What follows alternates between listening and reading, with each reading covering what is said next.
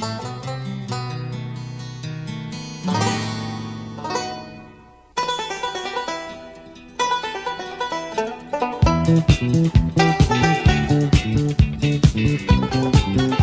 and welcome to another episode of the Cover Zero podcast, the show where I cover the least in the best way possible.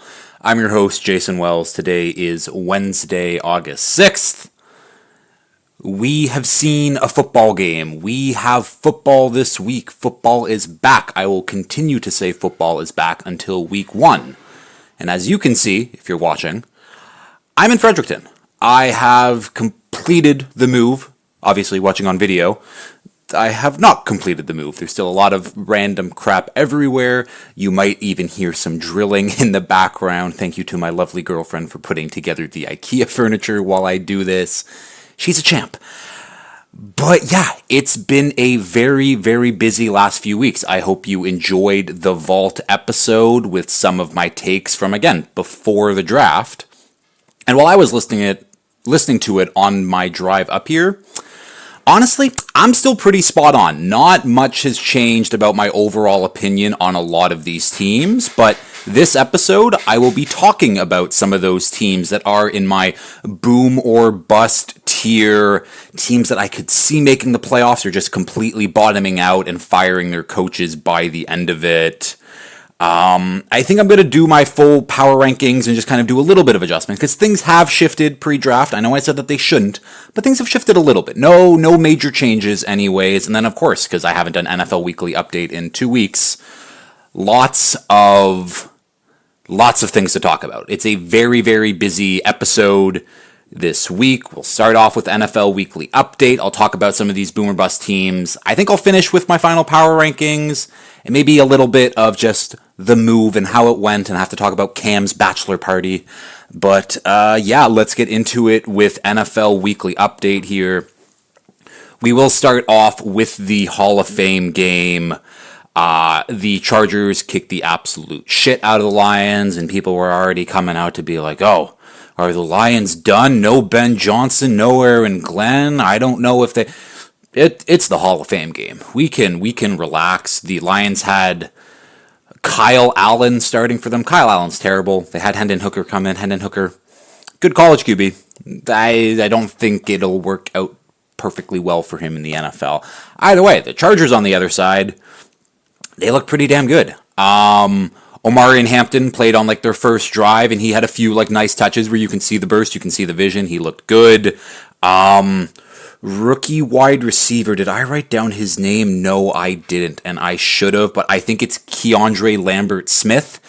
He looks like he might be the new Chargers, deep threat guy, take the top off the defense, and that's something that they've needed and missed. So he made some plays with QB Trey Lance, who I said in the offseason, don't give up on your Trey Lance stock. And obviously, it's the Hall of Fame game, and I shouldn't be overhyping it, but Trey Lance looked good, and I've been saying this for years. The man just needs to play football.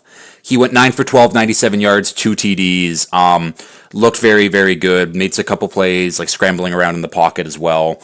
I still believe in Trey Lance, and Jim Harbaugh is just someone who believes in everyone on his football team, and that positivity matters, and giving your players that confidence matters, and I think that Trey Lance is playing with a different type of confidence. Obviously, Justin Herbert will be the starter, barring injury, but I don't know. Trey Lance, I think, will get a chance to start maybe next year. We will see anyways. Only other really thing of note from this game is the virtual measurement system that the NFL put in place to, instead of get rid of the chain gang, we're going to do this properly like they do in tennis. But I thought the whole thing is that this virtual thing would be able to change the spot of the ball. No. The refs still spot the ball regardless, and then instead of bringing out the chain gang and wasting 20 more seconds, the NFL can just go to their eye in the sky, whatever it's called, and just be like, no, that ball's in the right place. The whole reason why I thought this was a good idea was to spot the ball. If we're not using this technology to actually get the official spot on where the ball should be, there's no point. It's useless. It's dumb. The refs are still making bad spots regardless. And now instead of the chain gang coming out and look like I don't know. It makes absolutely no sense. I thought this was going to be some big revolutionary thing that the NFL is finally like getting a. It's like, no, it's just instead of the chains coming out, we'll just be like, oh no, our eagle-eyed thing can just be like, no, that's not a first down. Again, maybe that should have been done years ago if that's all they were doing. But the fact that we still don't know the proper spot of the ball, I don't know what we're doing. The NFL's weird, so that just seems like a big waste of time now. Obviously, they will improve and fix upon, and we will get to the point where this technology will be able to spot the ball properly. But until then, it's a waste of everyone's time, and let's just keep bringing out the chain gang. And with the Chargers, too, they got a big extension. Rashawn Slater, 4 times $114 million, 92 of that guaranteed. I think that makes doesn't make him the highest paid offensive tackle. I looked that up wrong. Left tackle contracts. It does. It does make him the highest paid tackle. Well, that's just left tackle. Let me just check right tackle for the sake of it. Did he beat Tristan Wirfs? He did. He is the highest paid tackle in NFL history. Absolutely deserved. Has been an absolute stud since day one. Getting drafted by the Chargers in 2021 out of Northwestern, I believe. Does that sound right? Rashawn Slater went to Northwestern? I think Rashawn Slater went to Northwestern. He did go to Northwestern. Look at me and my draft knowledge. He's been one of the better tackles since being drafted in 2021.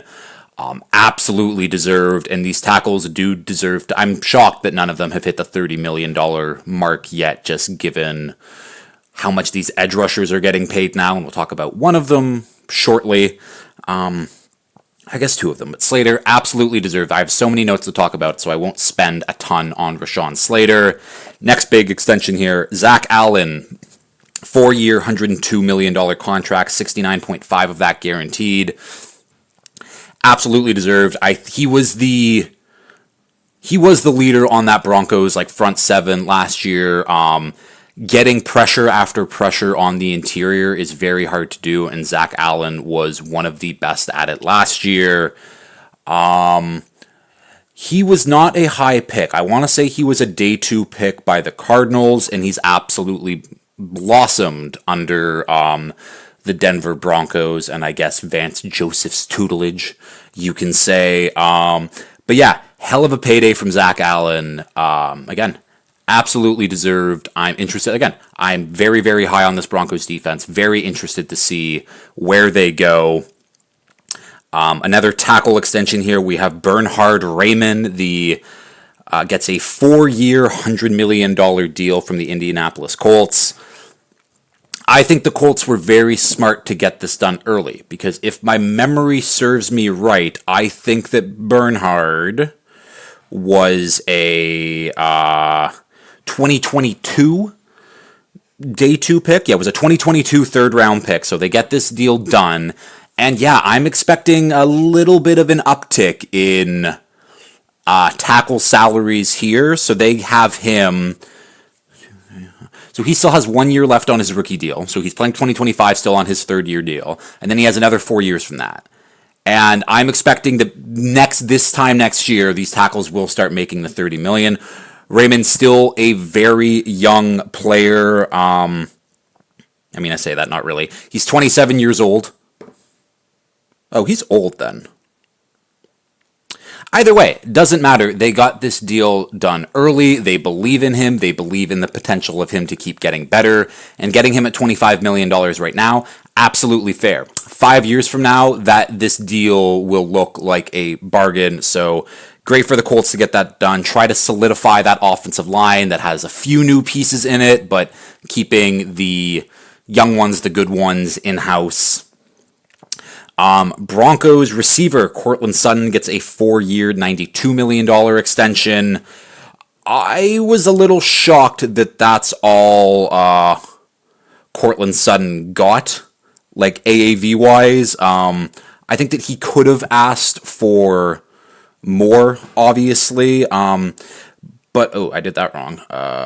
What I want to do, it was 92 divided by, 92 divided by 4. Oops. Yeah, so he's making $23 million a year. That's obviously spectacular. That's great. But again, with the way that wide receiver contracts have gone, and a guy like DK Metcalf who's getting $30 million, I'm shocked that Courtland Sutton's camp didn't push for, like, I don't know, 26, 27, something like that anyways, because now Washington sees that deal, and they haven't paid Terry McLaurin yet, and we're like, you're kind of on his tier. I think Terry McLaurin's much better than Courtland Sutton. Terry McLaurin's been consistent, 1,000-yard receiver his entire career with bums at QB. Courtland Sutton has unfortunately just been injured a lot, but like at his peaks, he's played to the same level as Terry McLaurin, where Terry McLaurin's just been steady the entire time. Where, yeah, this kind of hurts Terry McLaurin's negotiating just like a little bit, but again, Courtland Sutton absolutely deserves to have a big year with rookie Bo Nix. He's coming back as their number one target again, looking for another big year with him, but happy for him that he gets that money. Colton Miller, the Raiders left tackle, gets a 3-year, $66 million extension. This is a bargain. Colton Miller, a first round... When was Colton Miller a first-round pick? Colton Miller was a first-round pick, a while ago. This is his second contract. Yeah, a 2018 first-round pick, so he's getting another deal with the Raiders. And Colton Miller has, like, nothing, no accolades, no anything, but those Raiders teams have also been asked the entire time he's been there. He's been good. He started off a little rocky, I'll say that, in his first couple years, but he's gotten better and better and better, and he is one of the most consistent left tackles in this league. And I think now with proper coaching in place, having an actual running back and weapons and a quarterback, I think that this Raiders offensive line will take a pretty significant jump that we haven't seen in a while anyways, and Colton Miller will be a big reason for that. Again, locking up your franchise left tackle at $22 million a year, that's a very good contract. So shout out for GM John Spytek for getting that done. Very good move. And an even better move, Zach Seiler, 3-year, $67.75 million, 44 of that guaranteed.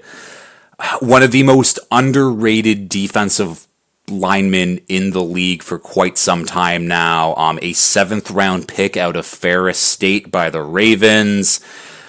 Ravens didn't want him after his rookie deal, and okay, come on down to Miami, and he's been an absolute stud for Miami since. It's like we saw the deal that Christian Wilkins got last offseason, which, again, we'll talk about Christian Wilkins in a second here, but he was the second highest paid defensive lineman in the league, just behind Chris Jones. I believe that makes sense. And Zach Seiler's been better than him. Like, in their tenure together with the Dolphins, Zach Seiler kind of, like, it was, Christian Wilkins is the guy because he had that first-round pedigree, and Zach Seiler was just, Zach Seiler. But people were worried last year of, like, can Zach Seiler do it by himself, just being the number one guy? And, yeah, he put together a season that was better than anything Christian Wilkins has done, and that's not a shot at Christian Wilkins. Christian Wilkins is a very, very good player who I would be happy to have back on my team. Again, we'll talk about Christian Wilkins in a bit, but Zach Seiler gets this money, gets this generational wealth for him and his family that he hasn't earned since being in the NFL, and this might be his last big contract in the league, so getting $44 million of that guaranteed is absolutely incredible. He's a great player. I can't wait to see him ball out this year, so shout out to Zach Seiler. 2 more extensions here. Kyren Williams gets a 3-year, $33 million extension, 23 of that guaranteed. I like Kyren Williams. Kyren Williams has been a very good fantasy running back anyways. In terms of the other things, I wouldn't say he's like a top 5, maybe top 10 running back. Again, he's a very good player, and the Rams have also been looking for another running back to pair with him or maybe take over from him because he's just not explosive. He cannot break away these long runs, and I think that's something that this McVay offense has been lacking just a little bit. But he comes in between Josh Jacobs and Aaron Jones. I think that kind of makes sense.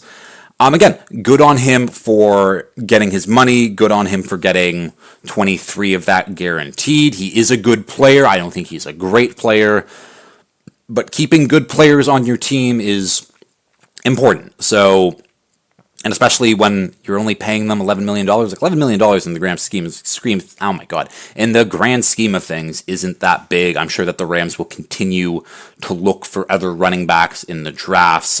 Even this past year, they drafted Jarquez Hunter. I think that sounds right. But yeah, good job for Kyron Williams. And then finally, Jake Ferguson gets a 4-year, $52 million extension, 30 of that guaranteed.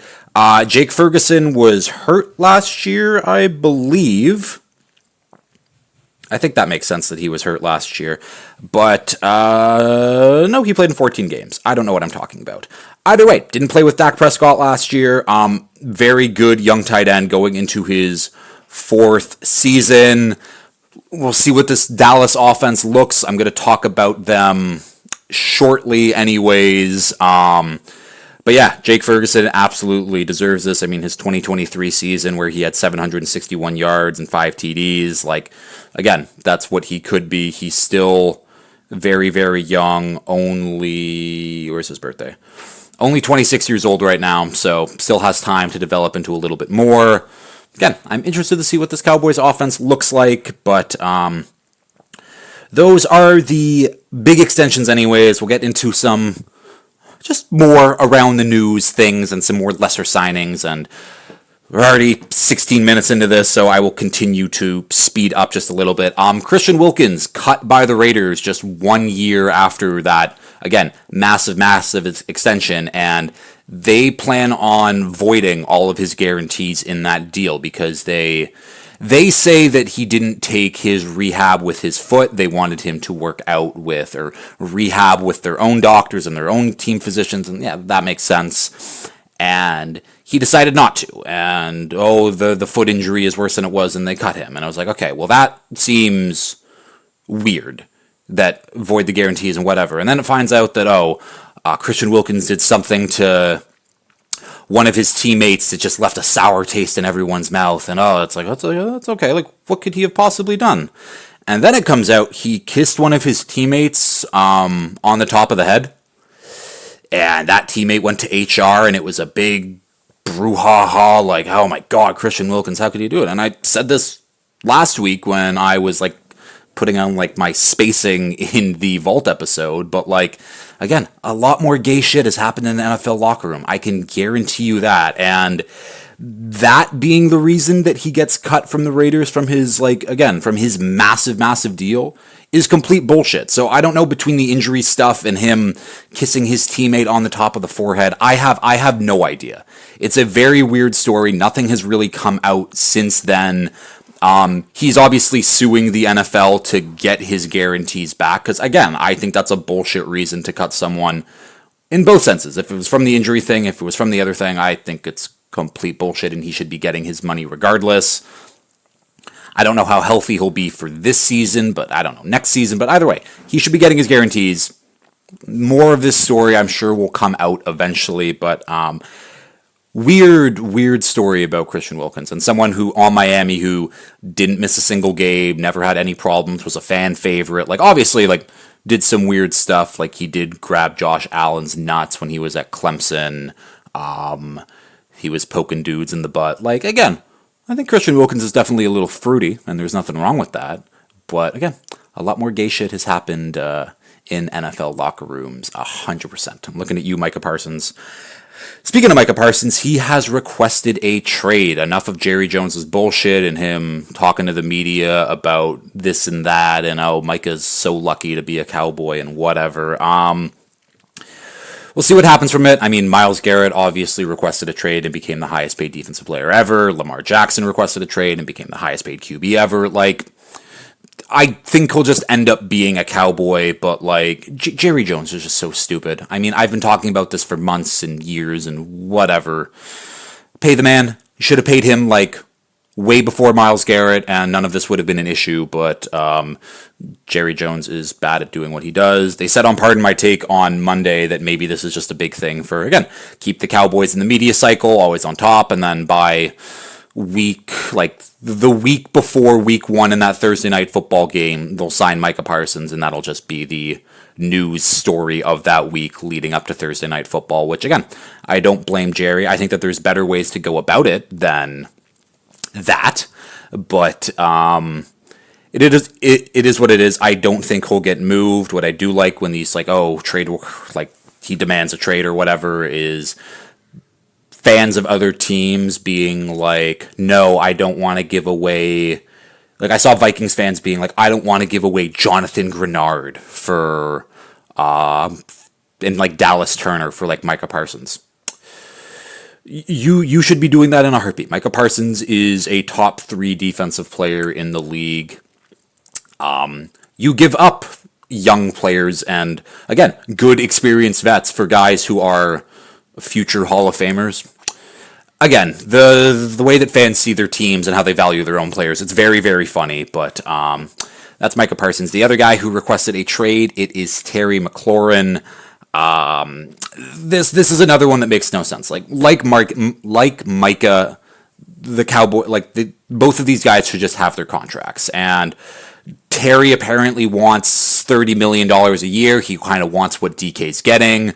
But as I said earlier, Cortland Sutton just got 23, and their best seasons kind of line up head to head just like a little bit. Where, yeah, I don't know why, again, paying him $28 million a year, $29 million a year, like, it should just be a no-brainer. You have Jaden on a rookie deal. You're not really paying anybody else. This is when it should be easy to just be like, okay, we'll give you a 4-year contract or a 3-year deal where your money kind of lines up with when we have to pay Jaden, then hopefully they find another younger receiver still on their rookie deal. But just pay the man. You just made it to the NFC Championship game. You should be contending, or they absolutely should be contending this year. And the fact that they're not going, like, they're in training camp right now without their wide receiver 1 is a brain dead move in my opinion. Again, should have been paid a while ago. I don't understand it, but we can move on. Speaking of the Commanders, something I missed. Von Miller signed with the Commanders at some point over the last month. I just saw a practice clip of him with him and Ryan Kerrigan. Like, Ryan Kerrigan, former Washington great, probably future Hall of Very Good member at some point. I don't know. Since I've had lots of time over the last couple of weeks of just driving and thinking and flying back and forth and whatever, I've had lots of time to think about the Hall of Very Good, and there's a lot of guys who should be in the Hall of Very Good, I can say that. But Von Miller is on this team, and now he is their best edge rusher. I have a lot of worries about this Commanders defense. Let's make that very clear. But Von Miller ends up there. We'll see how it goes, I guess. Another old vet, Keenan Allen, is back with the Chargers with a 1-year, $8.25 million deal.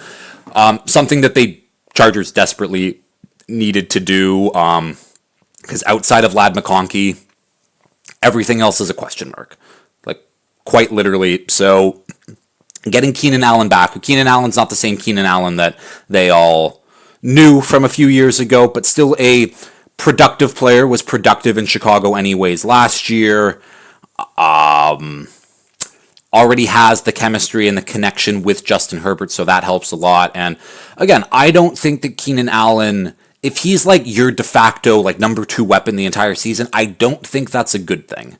But if he's competing for targets with guys like Trey Harris or Keandre Lambert-Smith, who I talked about a little bit earlier, maybe Quidden Johnson, that feels overblown, but like, Ladd's the number 1, and if Keenan Allen is just in the mix with those other 2 guys, like, again, it's Keenan Allen, he's the vet, he knows everything, he knows, I guess he doesn't know the offense since he wasn't there with Harbaugh, but, like, he's a pro, he's a seasoned vet.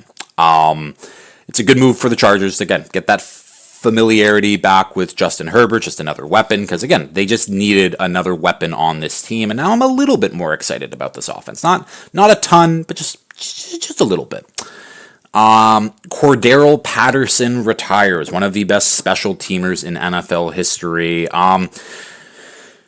Someone who should make the NFL Hall of Fame. I will be as bold as to say that. We just saw Devin Hester get in a couple years ago. I think that Cordero Patterson should be next in line to also make it a 4-time first-team All-Pro, a 3-time second-team All-Pro, was on the 2010s All-Decade team, a Super Bowl champion, 4-time Pro Bowler, 11-year career, led the league in kickoff yardage twice. Like, Cordero Patterson was such a fun player for like most of his career, because I think that unlike Devin Hester, and this just might be me being too young and misremembering Devin Hester, but I don't remember Devin Hester having like bigger offensive years or just kind of being used as an offensive weapon in general. Again, this could just be me misremembering, but I remember Cordero Patterson kind of just doing everything, whether it was with the Vikings, the Patriots, the Falcons. Like, again, the guy's been around the block a little bit. He was just such a fun player, and in a time where kickoffs were just everything was back of the end zone, back of the end zone, back of the end zone, he made kick returns exciting, and he was probably part of the reason why all of these kickers were being like, or all of these coaches were like, why would we give this guy a chance to return kicks, and just started booting them out the back of the end zone. But Cordero Patterson, a hell of a player, will definitely be in the Hall of Very Good. I think he should be in the Hall of Fame. Special kick returner. So many good plays. Such a fun player. Again, 7-time All-Pro. If you're a 7-time All-Pro, you should be in the Hall of Fame. That's just my opinion anyways. Another retirement here. Anthony Barr, the longtime Vikings linebacker, retires after a 10-year career. Was the 9th overall pick in 2014 out of UCLA. Ended up as a 4-time Pro Bowler over his career, and Barr was just one of these big, thumping, downhill linebackers. Could cover a little bit, was a very good athlete at UCLA. Again, he played linebacker, a little bit of tight end, a little bit of a running back. He was just kind of a fun jack-of-all-trades player, made it to the NFL, and then, big, thumping, downhill linebacker, a very good athlete, can blitz off the edge just a little bit too. Again, 4-time Pro Bowler. He did his time. Good career. I still remember it was in free agency, but because there was that tampering window that opened, and it was like, oh, Anthony Barr has signed a 4-year deal with the Jets, and then it was basically when free agency started, it was like, never mind, he's going back to the Vikings, because, again, that deal wasn't official yet, so teams could still be like, hey, are you sure, and ended up telling the Jets to fuck off, going back to the Vikings, and I think that ended up being a pretty good decision, because we know what the Jets are. I mean, saw what the Vikings were too, and they weren't that great, but I digress. Very good career for Anthony Barr. Maybe a future Hall of Very Good player. We'll see. And then last guy here to retire, Jordan Hicks retires, another 10-year career, a Super Bowl champion, almost 1,000 tackles, which is, again, that's a very good mark to hit. Jordan Hicks, again, never had maybe the highs of someone like an Anthony Barr, but just a very good, consistent linebacker. Again, a 10-year career. It's fantastic. It's an excellent career. With stops with the Eagles, where he won that Super Bowl, the Cardinals, the Vikings, ended with the Browns. I think there might have been another team mixed in there. But again, Jordan Hicks was just always someone where I would see him lined up as a starter on the depth chart and be like, that's a good player, but someone you have to watch out for. Smart guy, consistent player. Again, never these high peaks, but when you're a 10-year starter in the league, you're fucking awesome. That's, again, so incredible careers for those 3 guys. We got a GM extension. John Schneider of the Seattle Seahawks gets a 4-year extension. Absolutely deserved. Obviously won that Super Bowl in 2013, 2012, 2013. Because, they didn't win Russell Wilson's rookie year. It all confuses me. Either way, I have mixed opinions about John Schneider and the way that he's run teams and how just how he's done things in general and how he's drafted. Because obviously the 2011 and 2012 Seahawks drafts that he was a part of, absolutely home runs, nailed it, and then he just rode the coattails of those drafts for almost a decade. And then he's had a few pretty decent drafts since then, but now we're in this weird kind of, it's not Pete Carroll anymore. It's Mike McDonald, and it's, again, new QBs, new regimes, just new everything. And again, I like the Seahawks team, and I'll talk about them more in a bit too. But again, mixed opinions on John Schneider, but he's been around for almost, a decade and a half now. He's been around for longer than that, but deserved. Again, I have my wavering opinions on him, but Seattle has been a competitive team basically during his entire tenure. So the guy's obviously doing something right. So we'll keep going. Baker Million gets $30 million guaranteed. He had no guarantees going into next year, which would have been the last year of his deal. So the Vikings were just kind of being like, we want you here. We're doing you a favor. Here's $30 million. You're welcome. Which again, Baker absolutely deserves it. He's going to get a monster deal after next year anyways. Baker is such a fun story. Again, going from the first overall pick out of Oklahoma. Did he win the Heisman that year? I think he won the Heisman. I think Baker won the Heisman. I think that sounds right, because I think they had back-to-back Heisman winners with him and Kyler.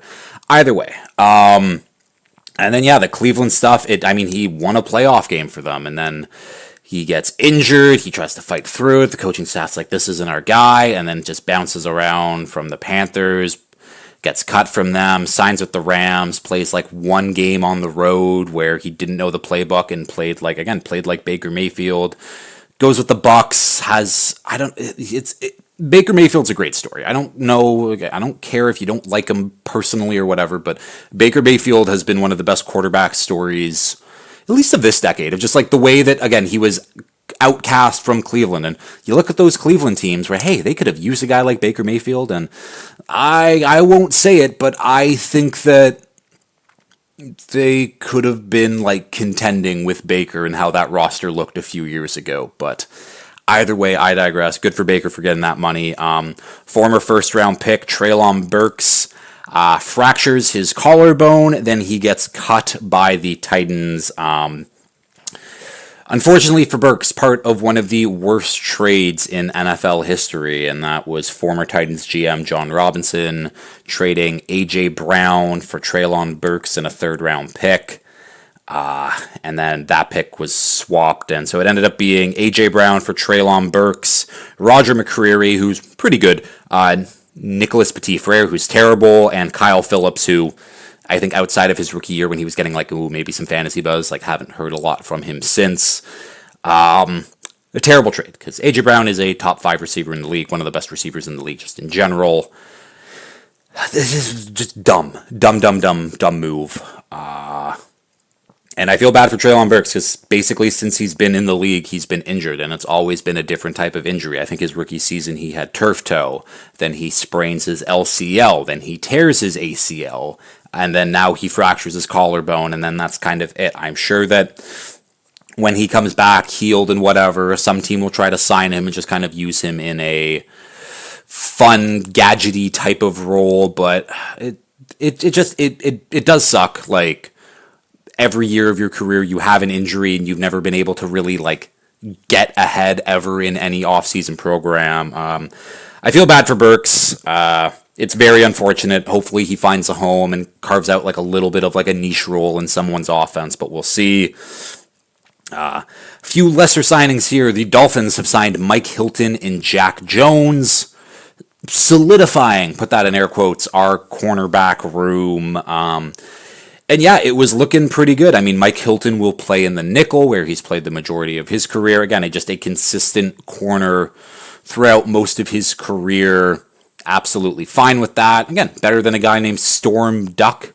And we have Jack Jones, who, on his third team in 3 years, which isn't great, but his rookie season for New England he looked really, really good. And obviously, he's a bit of a head case. We know he got arrested for bringing guns to the airport that he just didn't know that were there, which I don't know how you don't know where your guns are, but that's regardless. But Jack Jones is a ball hawk. He is a baller in general.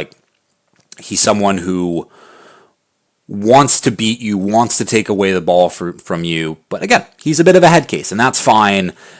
And like again, those were two like good signings and lesser signings than I guess getting a guy like Asante Samuel or Rasul Douglas. But again, you're paying these guys less, and all of a sudden, I don't know. I was pretty happy, not happy, but I was like, okay, our secondary looks like passable, looks average now. But then Kader Kohu gets injured. His knee gets injured. He's out for the season now, and now our corner room is back to looking like, oh my god, I don't know what's gonna happen. And again, I like Mike Hilton. I like Jack Jones, but I don't like those two guys being like our top corners. And I do. I really like Kader Kohu. He was like a gem that the Dolphins found, who's developed into this really nice player. But even him, he's kind of on the same tier of those guys if everyone plays like to their ceilings. But it's a big loss that I just didn't think that we had to deal with. So we now need another outside corner. We'll see. We'll see. Martin Emerson, the corner for the Browns, tears his Achilles. He's now out, obviously, for the rest of the year. Just another blow to this Cleveland team. This again, their defense. I don't have. It's Myles Garrett. They can hope that Mason Graham can be like awesome next to him. And you got some rookie linebackers. This Browns team is going to be bad. I think we all knew this, but this Browns team is going to be really bad. They also bring back Tyler Huntley, who I'll just throw this in here because we're talking about the Browns, to be, I guess, their backup quarterback because the way that things are going, like, so Joe Flacco is probably going to be their starter, which 40-something-year-old Joe Flacco being your starter in 2025, not good. They traded for Kenny Pickett, but Kenny Pickett's obviously terrible, so I expect him to get cut. Then they drafted Dylan Gabriel in the third. They drafted Shedeur Sanders in the fifth. Just bad draft process in general. I mean, Dylan Gabriel, I think, just shouldn't have been a drafted in general. Shedeur at that value is fine, but having two rookie QBs doesn't make any sense, especially when next year you'll probably just draft your actual hopeful franchise QB. But whatever. Now they bring in Tyler Huntley, who was with the team last offseason before getting cut. Tyler Huntley's he's a good, fine quarterback. You kind of know what to expect from him.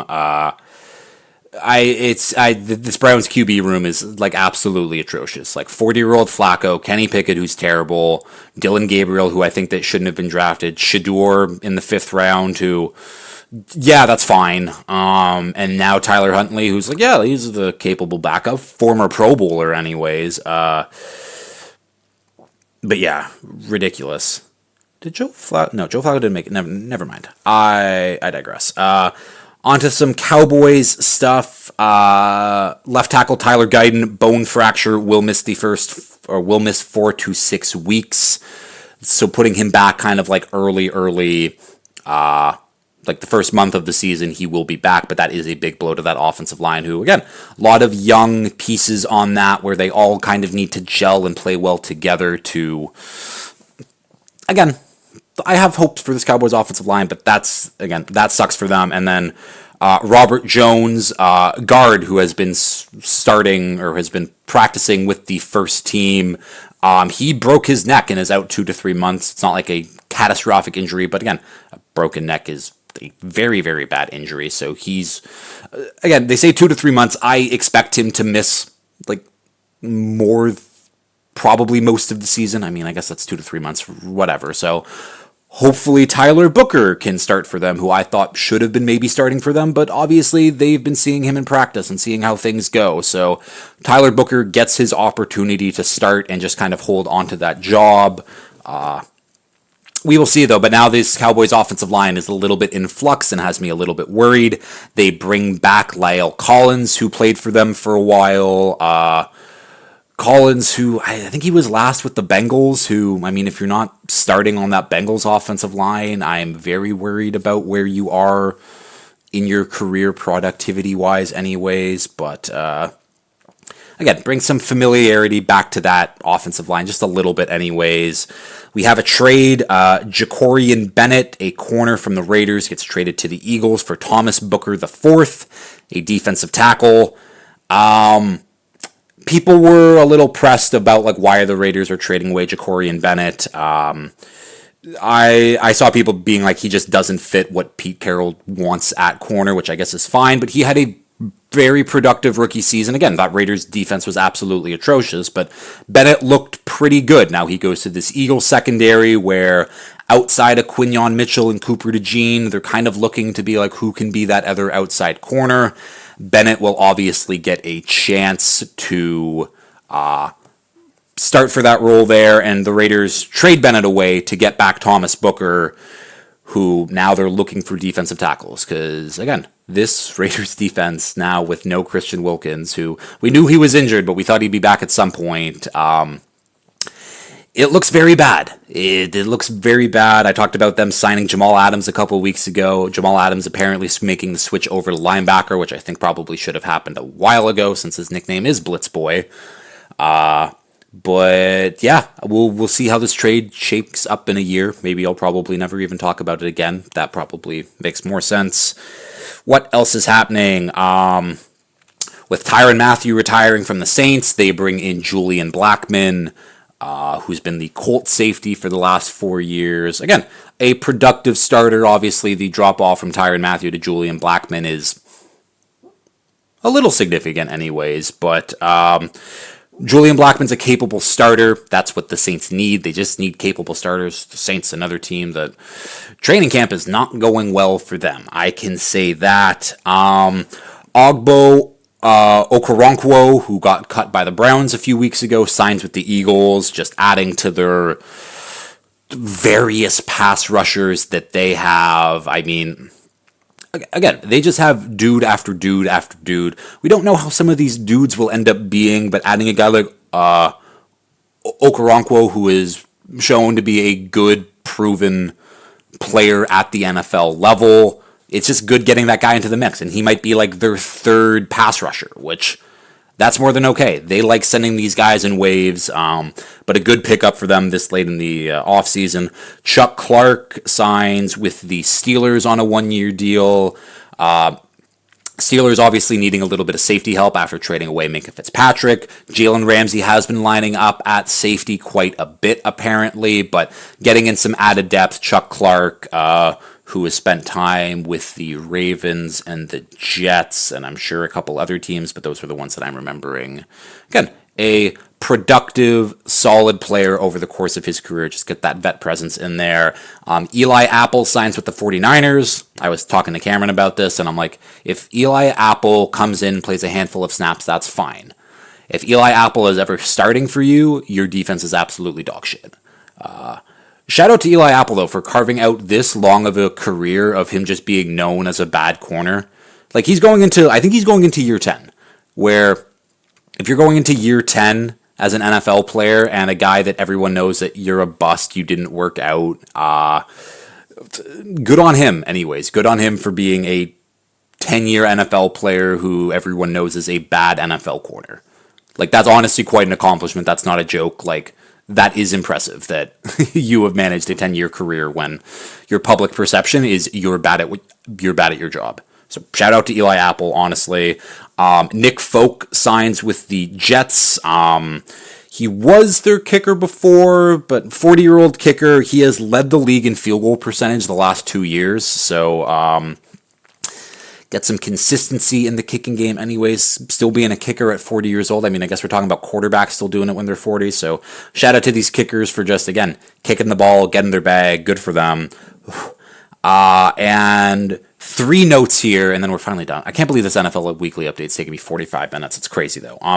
ESPN is buying the NFL Network, so that means that ESPN, and then bigger than that, the Disney now owns the NFL Network, and that means they now own Red Zone. Red Zone's remaining unchanged for this season. Scott Hansen will still be there. Thank God. Next year, the 2026 season, I will be terrified to see how ESPN tries to ruin this. Again, things should just remain the same on NFL Network. I doubt that they will, and they will try to insert Pat McAfee or Stephen A. into things where they don't need to be and just dilute all of the product. But, yeah, Disney owning everything, not great. But that's a much bigger conversation that we need to have than on this podcast anyways. And the other part of that, too, is the NFL then not NFL Network, but the NFL in general then bought a 10% stake in ESPN to kind of have controlling rights of what's happening with NFL Network stuff, I guess. But now the NFL owns 10% of ESPN, which I don't know what's going to happen when TV deals come up, because now ESPN definitely has like the inside track over any of the other networks. Again, either way, someone smarter than me can figure this out and hash it all out, but I have questions about that. The NFL also banned smelling salts. No more smelling salts on the sideline, no more ammonia packets, anything like that. The FDA ruled them unsafe and they mask concussion symptoms. And yeah, like I can see how that would happen, but I am also hoping that these team doctors and trainers aren't giving guy comes off with a head injury and they're trying to wake him up with smelling salts to make him more alert. Like, that should never be happening. And I don't think that under those cases, but I'm sure that sometimes a player gets banged up on a play or whatever, is maybe feeling a little bit woozy, but it's not noticeable to like everyone else, and he might take the smelling salt packet to wake up a little bit. I don't know. Yeah, I don't think it's something that's ever necessary. Like, I don't like just wake up, go play. You don't need I don't know. You don't need smelling salts to wake you up. George Kittle said he almost retired because he takes smelling salts like every single game, which is crazy to me. But yeah, no more smelling salts in the NFL. I'll be interested to see if other sports like follow suit. I know like the NHL guys do it quite a bit. And final note up here, and something that's kind of old news, but something I didn't know. Philip Rivers is a grandpa. Philip Rivers is 43 years old, and he is a grandpa. His oldest daughter, and again, he's been a grandpa for 3 years now. I think his oldest daughter had her kid in 2022, which is just also crazy. So she was 20 when that kid was born, which is also crazy. Don't have kids that young. Who am I to say anything, but whatever. Yeah, Philip Rivers being a grandpa at 43 is absolutely nuts, makes me feel old. But what's even crazier is Philip Rivers' youngest kid is younger than his grandkid. So that grandkid's uncle or aunt is younger than their niece/nephew. Big family, big religious family. I mean, this obviously happens a ton in the States, I'm sure, but does it make me any less freaked out by all of it? And I guess it doesn't matter, but okay, that's the NFL Weekly Update. That was basically the entire episode, which is absolutely nuts, but I have 1, 2, 3, 4, 5, 6, 7, 8, 9, 10. I have 10 teams to talk about here, which we'll talk about them. Yeah, I guess let's just get into it. So these are kind of my boom or bust teams this year, which is funny because in my boom or bust tier that like I made for, because I redid, like after the Vault episode, I redid my power rankings and kind of like redid the tiers. But in that tier, I have 13 teams that are boom or bust, but I'm not going to really talk about a lot of them clearly. So we'll talk about the 10 that I thought that needed to be talked about that are more in limbo of everything else. So let's start off with the Carolina Panthers. Someone who, yeah, that second half of the season last year, I started being like, okay, the run game was basically good all season. That offensive line was very good. The run game with Chuba Hubbard was awesome. Now they add in Rico Dowdle, and I think Chuba and Rico Dowdle, that will be a very good 1-2 punch. Definitely an underrated duo, but I think that they will be productive. Bryce Young looked awesome in the second half of that last year. He looked like Bama Bryce Young, and now they give him Tet McMillan, who Tet McMillan looks like he's going to be the wide receiver one. Big fan of that. And then him playing next to guys like Xavier Leggett, who I hope for a bigger role and kind of instead of just being, hey, you be the wide receiver one, maybe put him in more fun packages. Again, gimmick type stuff, but I still think that he can be just a productive receiver in general. Guys like Jalen Coker, guys like Adam Thielen are still there.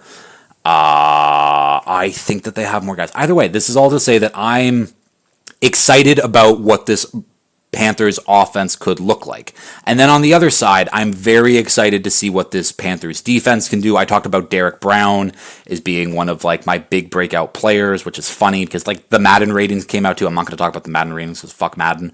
But I think Derek Brown ended up as like the third highest rated defensive tackle in all of football. And here's me talking about like, oh, breakout players. But Derek Brown hasn't had anyone to play next to. And now he does because they added a bunch of young talent, signed a bunch of free agents, and I really think that Ajiro Evero, the DC, is a very good defensive coordinator.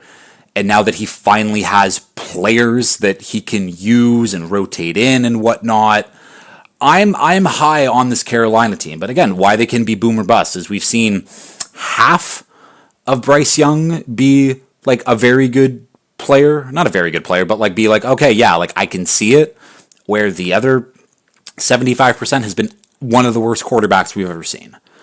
Again, we like Chuba Hubbard and Rico Dowdle, but those aren't notable names. They were productive last year on their teams, but I don't know. And then we talk about this receiving core. We obviously hope that Ted McMillan is a wide receiver one right out the gate. We hope that Xavier Leggett like develops into something more. Adam Thielen's just really old, but he's been productive.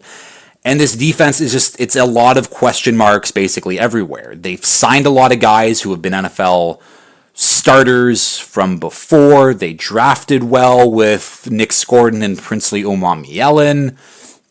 But again, it's a lot of question marks. So I can definitely see the Panthers making the playoffs, but I could also see a world where the Panthers are picking in the top 15, top 12, so on and so forth. So that's where I have the Panthers right now. The Miami Dolphins, boom or bust for sure.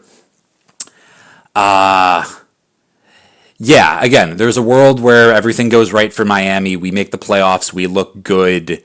And then there's another world where people get injured, things just don't work out, and everyone's fired by the end of the year.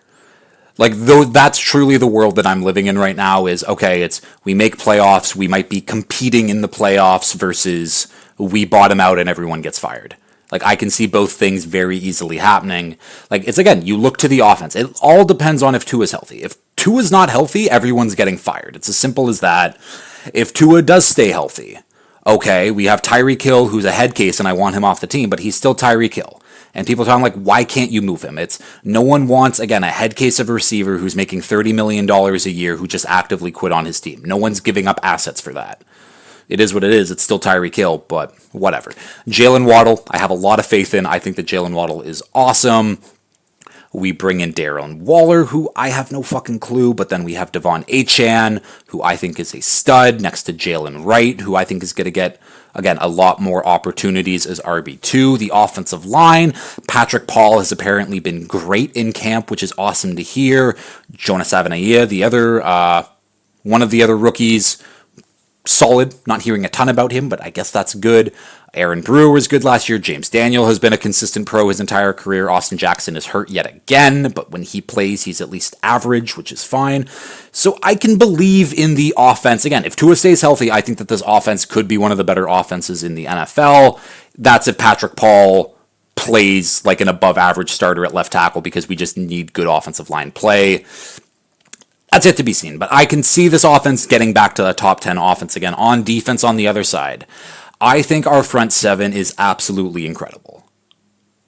I don't think that's that much of a stretch. Obviously, I'm biased just a little bit, but on the interior, we have Zach Seiler, who just got a payday, and he is a top 10 defensive tackle in this league. Paired up next to him is Kenneth Grant, the rookie, who is just a big monster of a man, but he is a freak athlete, and with Zach Seiler next to him, Kenneth Grant will be able to get one-on-ones, and I'm interested to see how he does there. And then on our edges, Jalen Phillips, Bradley Chubb, both coming back from injuries, but I said it 2 weeks ago, Chop Robinson is our guy. He is the edge of the future on our team. He has been tearing it up at training camp. His first step is elite. And just that pass rush rotation, if all of those guys stay healthy, that looks great on our linebackers. Jordan Brooks was absolutely great last year. He's getting paired next to Terrell Dodson or Willie Gay Jr.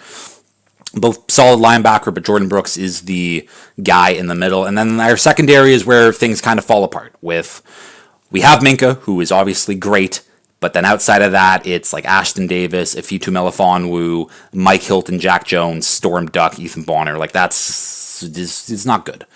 Maybe we sign another corner. I kind of doubt it at this point. We gave Minka some more guarantees, so we did free up cap space. But yeah, like the world where Miami lives is we're competing for the playoffs, competing in the playoffs, or we're bottoming out, missing the playoffs completely.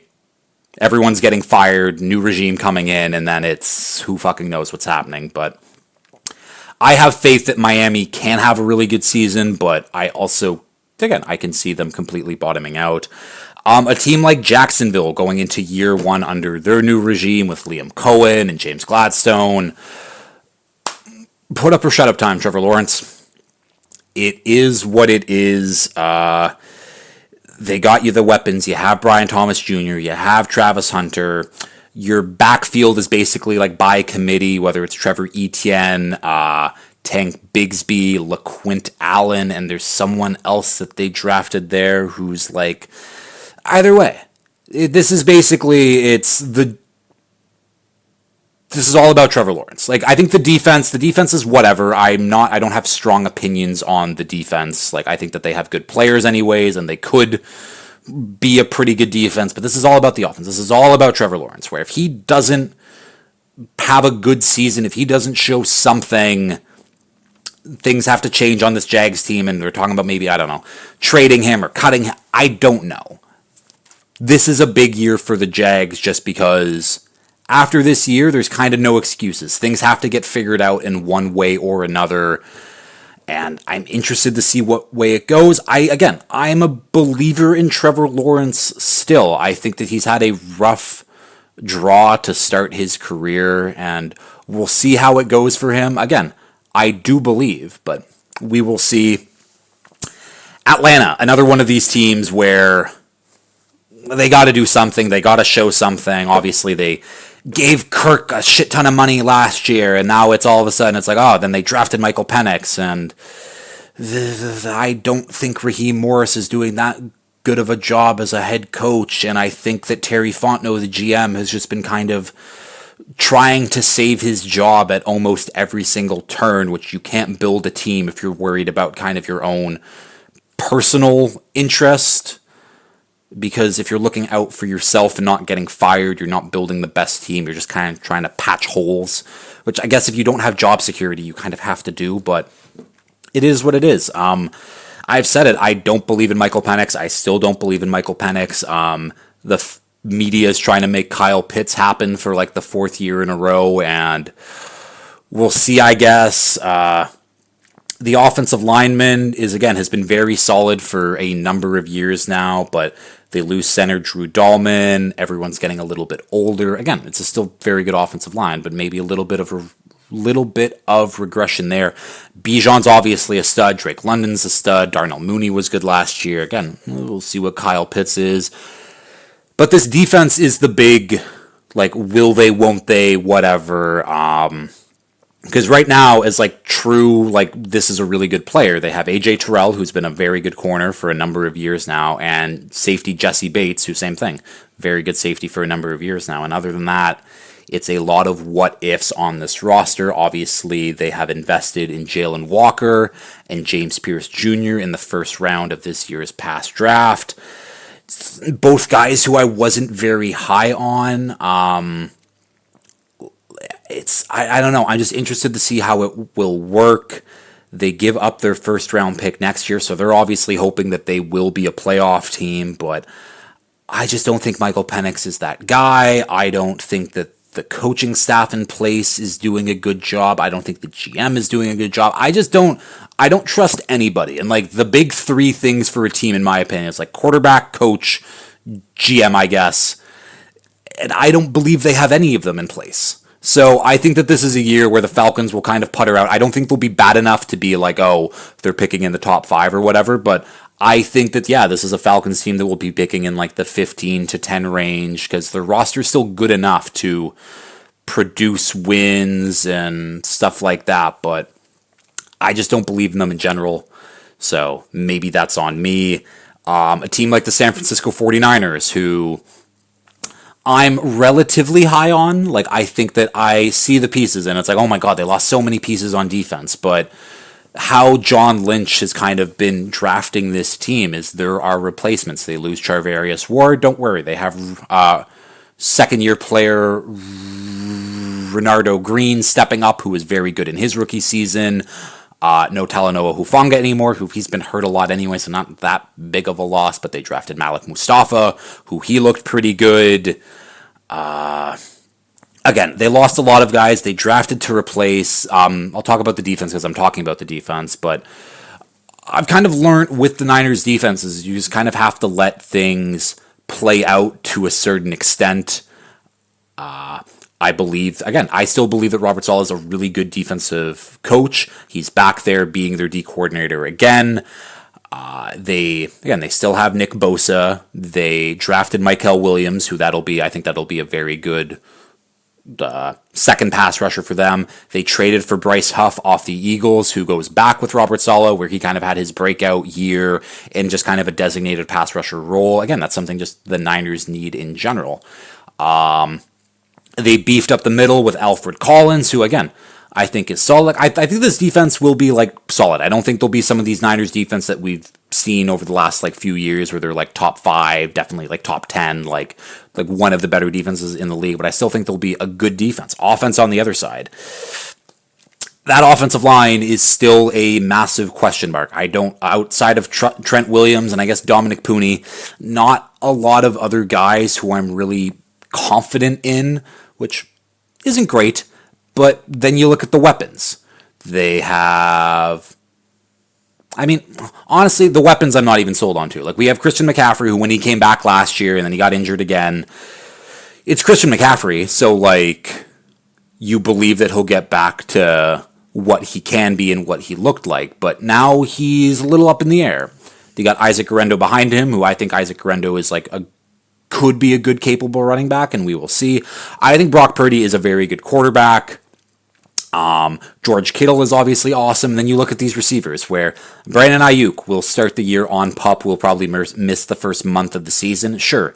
Ricky Pearsall, relatively unknown, didn't get shot in the chest this offseason, knock on wood, so that's an absolute win.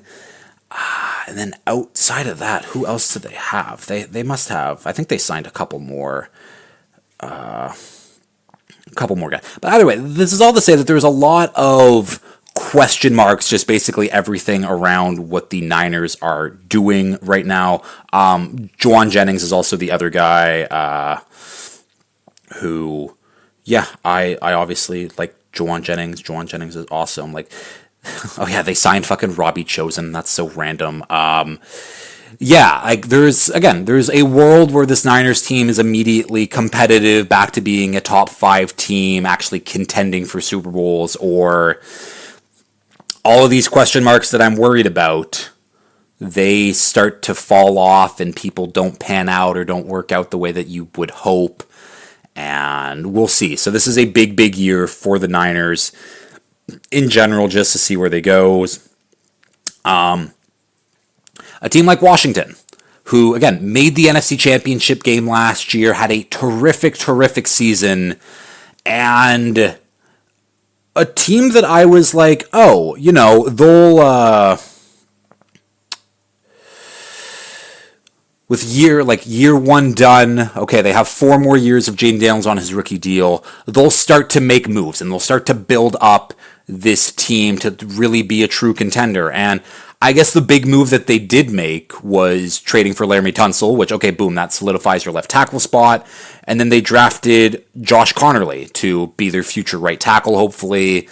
And now their offensive line is looking solid anyways. I don't know what Sam Cosmi's timeline is, because he's been one of their better offensive linemen over the last few years.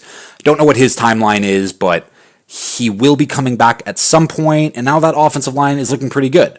But at this moment, Deebo Samuel is your number 1 wide receiver. Obviously, we hope that Scary Terry gets back and gets some reps in camp with Jaden again and everything works out fine, but we don't really know.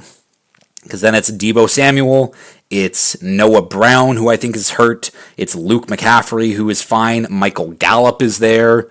Then it's like Zach Ertz. They drafted Ben Sinnott in the second last year. Maybe he takes a step up.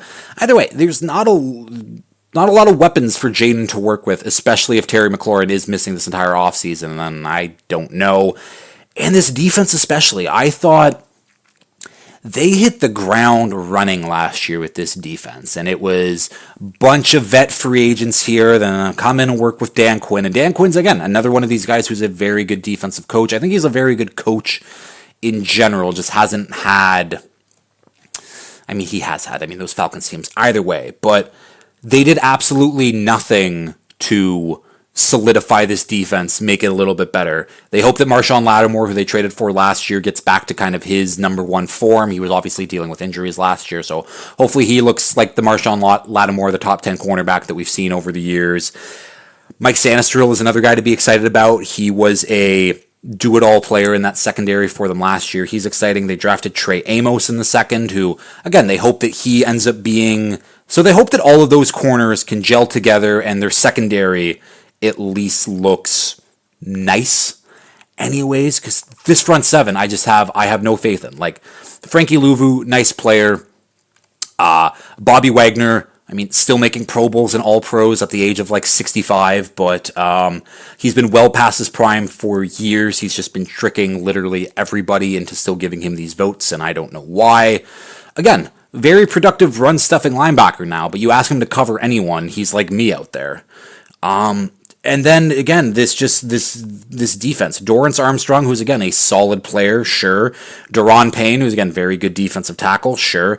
Javon Kinlaw, who they gave way too much money for. Again, they let Jonathan Allen walk to give him $2 million, or to give Javon Kinlaw $2 million less than what Allen got. And Jonathan Allen got $18 million. Javon Kinlaw should have gotten $5 million, and they gave him $16 million. That was one of the worst deals of the offseason. Obviously, they still have first round pick from last year, Johnny Newton, who dealt with an injury at the start of last year, so they're hoping that he's a starter. And then Von Miller being the other defensive end. They got too many old guys. If this was oh my god, 5 years ago, this Commanders defense, watch out. Yeah. In 2025, that, Von Miller being your best edge rusher in the year 2025 should worry you. You should have very big concerns about that. But, I don't know. I just thought that the Commanders would do more. And I think that where this kind of, the boomer bust plays in, because I still think they'll be a good team. I still think that they'll be kicking around. I actually don't think I have them in my boomer bust tier, if I remember. I think they're in my tier above, and I'll talk about those tiers very shortly.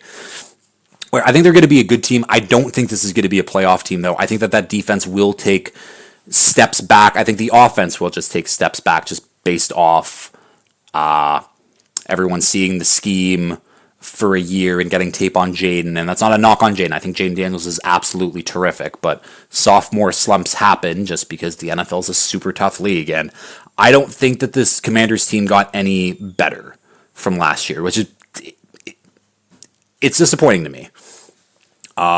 We have the Indianapolis Colts, who I can talk myself into basically every single position group on this Colts team. Running back, Jonathan Taylor, awesome. This offensive line, they got their two good tackles. The interior, again, they lose Ryan Kelly, they lose Will Fries. They have young guys who they're expecting to come in, play well, great. Still have Quinn Nelson there, awesome. Tight end, Tyler Warren, awesome. Wide receivers, Michael Pittman, Josh Downs, Alec Pierce, Adonai Mitchell. That looks great. This defensive line, they have Grover Stewart, they have DeForest Buckner, they have Leatu Latu, who they hope has a bit of a breakout year. Kwity Paye is still there. Their linebackers, Zaire Franklin and EJ Speed, I believe. And then their secondary, they bring in Cam Bynum at safety from the Vikings. They bring in Charvarius Ward from the Niners. They still have Kenny Moore playing nickel. But everything looks pretty good for the Niners. And then you just get to quarterback, and it's Anthony Richardson versus Daniel Jones. And I can tell you one thing. If Daniel Jones is starting, this team is picking in the top 10 no doubt in my mind. If Anthony Richardson is starting, maybe. Again, we've seen the high highs of Anthony Richardson and we've seen the low lows of Anthony Richardson, and he's been coming in the camp and being like, I'm just playing against myself at this point. It's like, I'm battling up against myself. I don't care about what everybody else is doing. It's all about me getting better, and I like those type of answers. But this Colts team could be really good if Anthony Richardson also turns out to be really good. But if Anthony Richardson is not like a good quarterback this year, this team is going to be absolutely terrible despite all of the talent that they have on the roster. They've just been stuck in QB purgatory since Andrew Luck retired, and that was... When was that? Was that like 2018? Has it been 7 years since Andrew Luck's retired? I think that's right. They've been 7 years of QB purgatory, essentially. And I still think that they have a really good roster. And it's really unfortunate. I think Chris Ballard has built a really good team. They've just been missing the most important piece.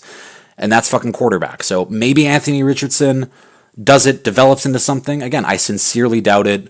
We all know what Daniel Jones is. So I like this Colts team, but not having a quarterback, that hurts you a lot, obviously. The New England Patriots, Mike Vrabel back in New England, now is their head coach. This defense, I have high expectations for. They gave Milton Williams an absolute bag, him coming off that Super Bowl run with the Eagles.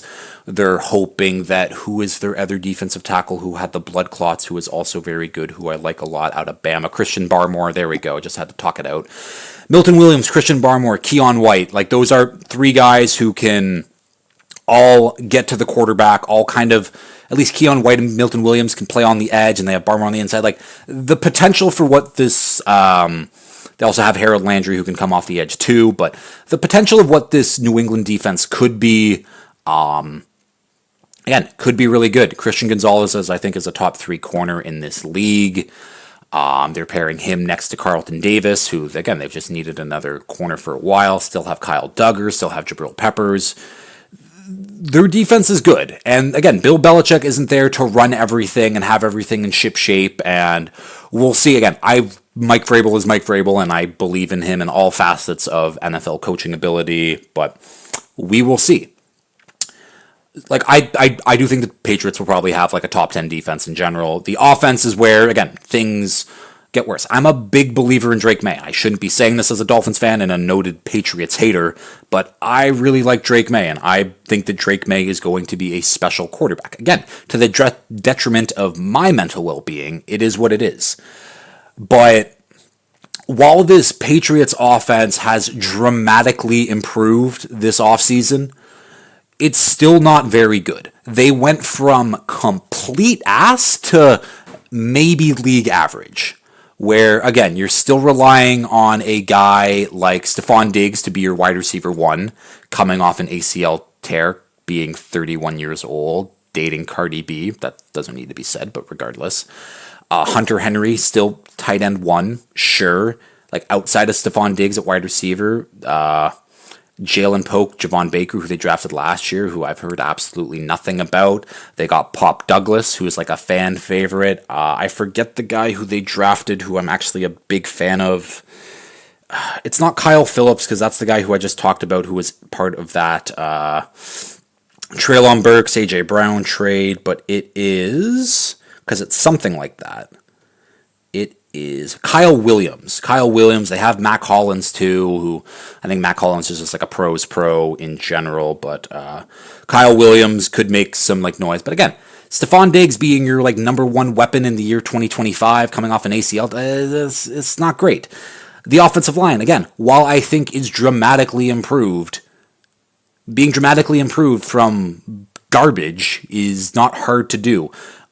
Will Campbell, who they drafted at 4th overall at left tackle, great. We'll see what he looks like. I've seen reports in camp of him kind of getting the business from some guys, but again, it's camp stories. Doesn't really matter. They have rookie Jared Wilson starting at left guard right now, who played center at Georgia in college. We'll see how that works right now. Garrett Bradbury, who they brought in free agency, who not that good, kind of gets pushed around, but again, he's better than what they had last year, I guess. Michael Wenu back to right guard, his natural position where he should have always been. That's great. They bring in Morgan Moses, who just, again, old as hell, but been a consistent, very good right tackle basically his entire career. So, yeah, I can see the upside in the offense, but again, the offensive line is maybe average at best. The weapons are still average at best. I do like Travion Henderson being the lead back for this offense, or at least 1-2 with Ramondre Stevenson, with I think Henderson eventually getting that lead role anyways. But it all depends on Drake May, because, again, I think that special quarterbacks can make league average offensive lines and weapons look much better than they actually are. And we'll see how it goes. I'm kind of worried about Josh McDaniels being back here and being the offensive coordinator. That's a whole other issue. But in terms of like the boomer bust potential, I don't think there's like bust potential unless Drake May is absolutely ass this year out of nowhere and I'm just completely wrong.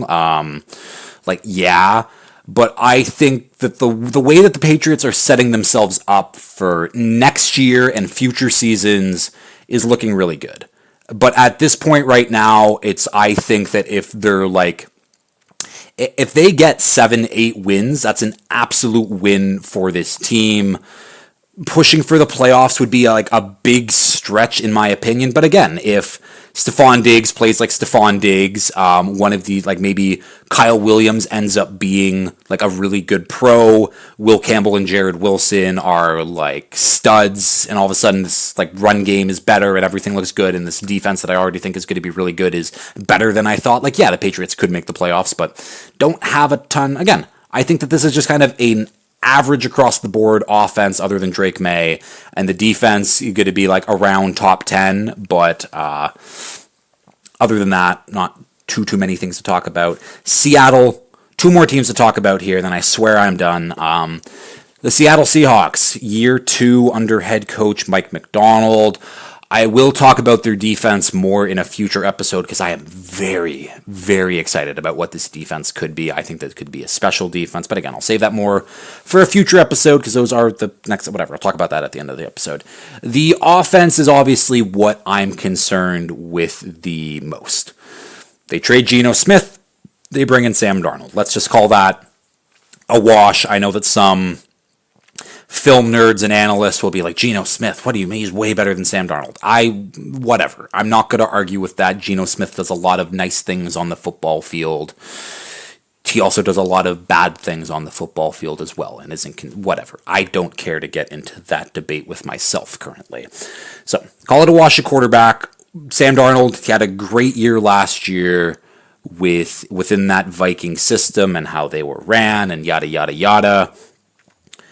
But now he goes to Seattle, where, okay, Clint Kubiak's the OC, and we saw, at least for the first 3 weeks of the season, what that Clint Kubiak offense could look like with the Saints, where they were just putting 40 on everyone's head for the first 3 weeks, and then a bunch of injuries started to happen, and then things fell apart, and I don't think it would have been that like good the entire season, but again, I was like, okay, Clint Kubiak, I like that name. Last year, the Seattle offense, I don't think that who was their offensive coordinator last year. It was the guy who was Washington Huskies offense coordinator. Either way, he's gone now. They let him go. He was a college coordinator who just didn't adjust to the NFL, kept doing college things, didn't adjust his scheme whatsoever. But the weapons are there. Jackson Smith-Njigba is a very good wide receiver. I think one of the best slots in the NFL.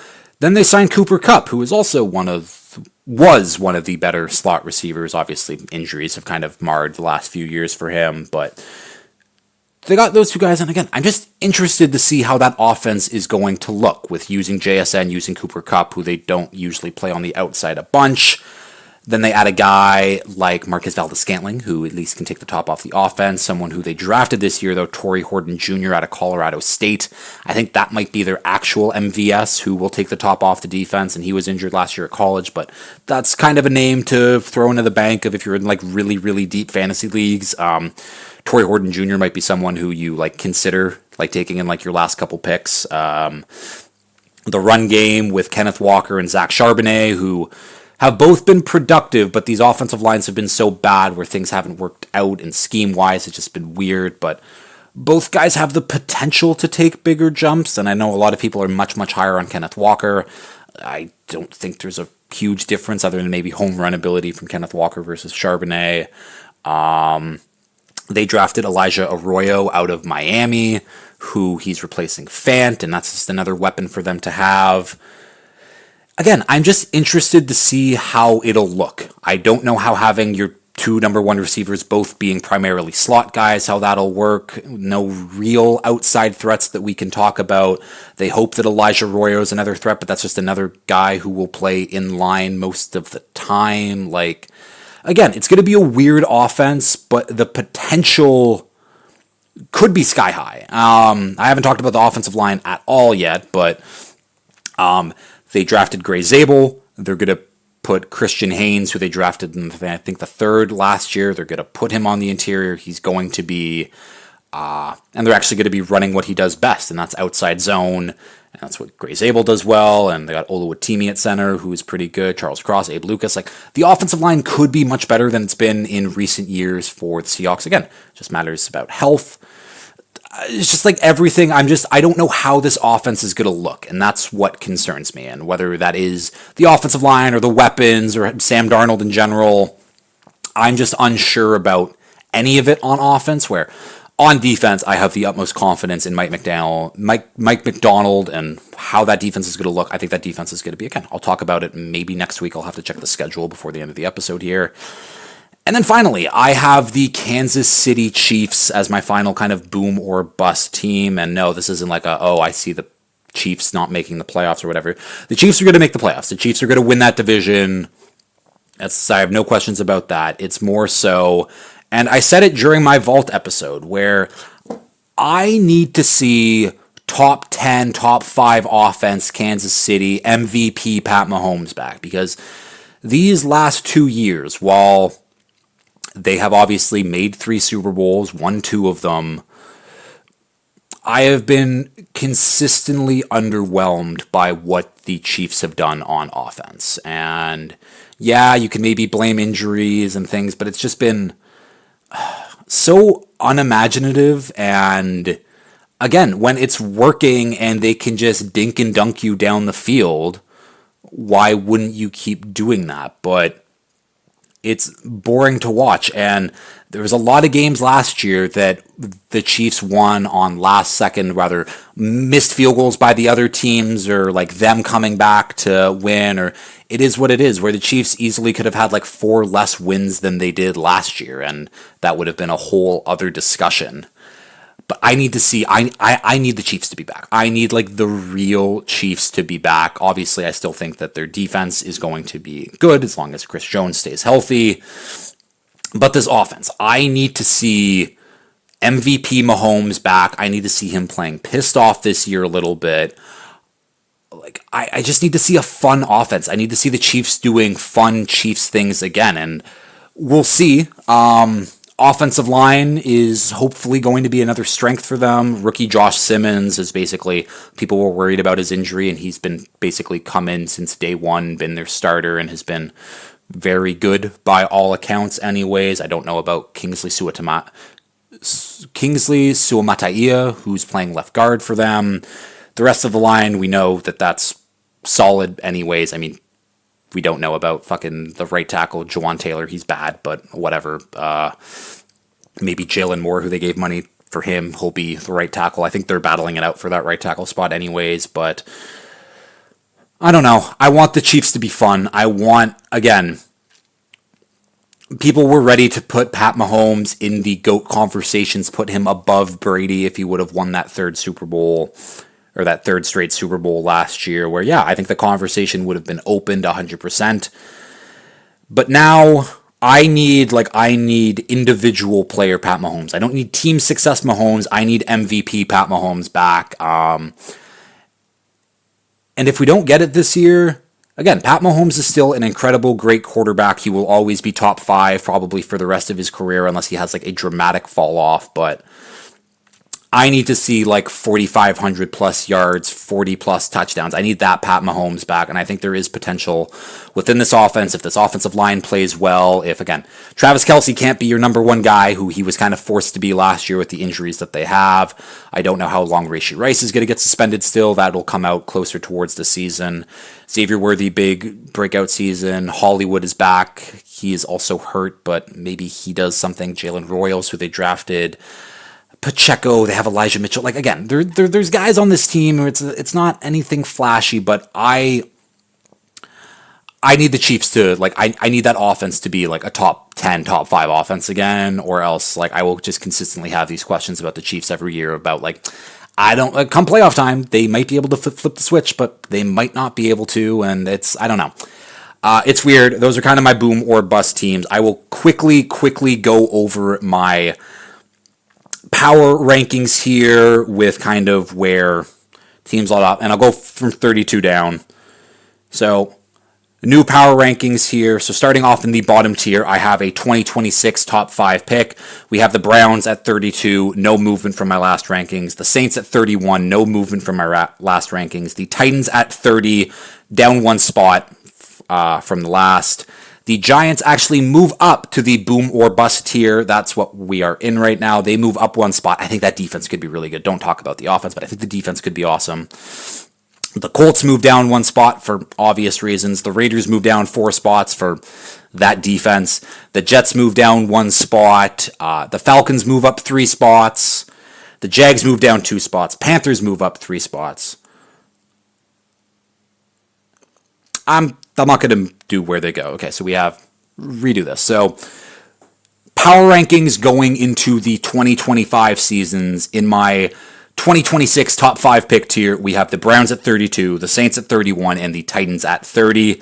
In my boom or bust tier, we have the Giants at 29. Yes, I really believe in that defense. The Colts at 28, Raiders at 27, Jets at 26, Falcons at 25, Jags at 24, Panthers at 23, Patriots at 22, Cardinals at 21, Seahawks at 20, Dolphins at 19, Cowboys at 18, Commanders at 17, Bears at 16. In my in the hunt tier, these are teams that I just think will always be in the hunt regardless of if they actually make the playoffs, but they'll be in that playoff graphic by the end of the year. Steelers at 15, Bengals at 14, Packers at 13, Broncos at 12, Chargers at 11, and the Vikings at 1. I have the teams that should be playing in January tier. The 49ers at 9, the Texans at 8, the Rams at 7, and the Bucks at 6. And the no-doubter playoff teams, in my opinion, the Lions at 5, the Chiefs at 4, the Bills at 3, the Ravens at 2, and, of course, the Eagles at 1. Those are my 2025 Week 1 power rankings going into the season.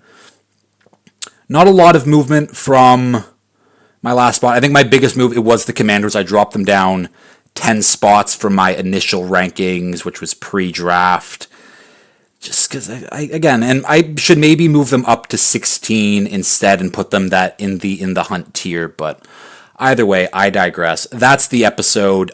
Next week, I will quickly check of what I'm doing next. I'm talking about defenses. I'm talking about the defenses I'm most excited for, the defenses I'm least excited for. That should be a fun episode talking about those teams. And yeah, I guess I can kind of just explain the whirlwind of a week that I have been on. Yeah, so moved across the country, drove 10 hours to Fredericton in a U-Haul. No cruise control. Not a lot of fun. But we did it. We're here. We love our space.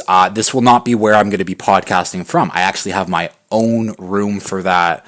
And hopefully by next week, I have things set up in there. I have my gallery wall set up too. But no, it's been really nice here so far. We got a big backyard, big house. Lucy has been loving it. She is sleeping very nicely on her back right now, looking like a little bit of a freak. But then, yeah, we drove here Wednesday, spent Thursday unpacking. Then I flew back to Ottawa on Friday for Cameron's bachelor party in Tremblant. That was a blast. Lots of drinking. Flew back to Fredericton on Sunday night, and then it's just kind of been unpacking, getting things ready. It's funny, haven't really explored the city that much. We've basically been down one street because, again, everything is essentially on one street, just a little bit, anyways. But like that's where the Costco and the Home Depot and the Canadian Tire and the Sobeys and like the things that like we need. We haven't done like actual exploring. Today we'll do some actual exploring. No, it's been great. Very happy that we're here. Yeah, this episode obviously is going to come out a little bit later. Will still come out on Wednesday. I'm literally recording it on a Wednesday because, again, things are busy. Things are happening. But I will end the episode here. Top 10 defenses next week. Really looking forward to it. And yeah, as always, if you have liked this, please like, share, retweet, subscribe, tell your friends, and until next time, peace.